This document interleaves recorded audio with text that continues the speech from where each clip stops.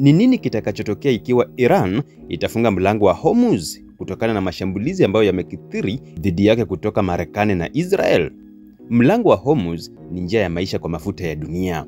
Mlango wa Hormuz ni korido nyembamba kati ya Ghuba ya Uajemi na Bahari ya Oman inayotumiwa kusafirisha karibu 20% ya mafuta yote ya dunia kila siku.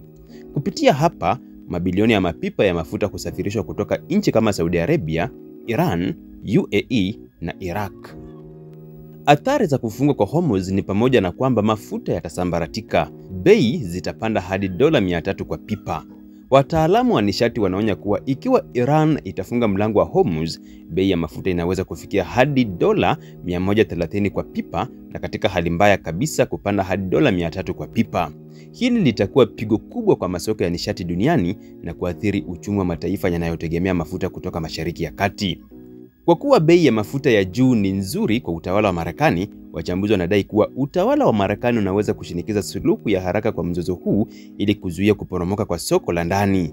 Hii ni kwa sababu bei ya juu ya mafuta huathiri gharama ya maisha, hupunguza uungwaji mkono wa kisiasa na kusababisha hasira ya kisiasa hasa wakati wa uchaguzi.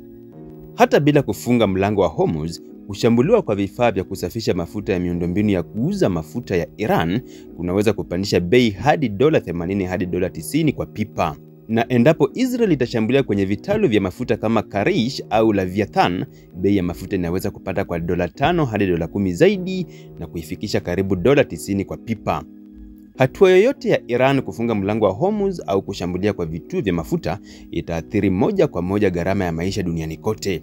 Hatua yoyote ya Iran kufunga mlango wa Hormuz au kushambulia kwa vituo vya mafuta itaathiri moja kwa moja gharama ya maisha duniani kote, kuongeza mgogoro wa kiuchumi katika mataifa yanayoagiza mafuta na kusababisha taharuki ya kifedha katika masoko ya dunia. Hali hii ya mvutano kati ya Iran, Marekani na Israel imeanza kuonekana kama hatari kwa udhabiti wa kiuchumi wa dunia nzima.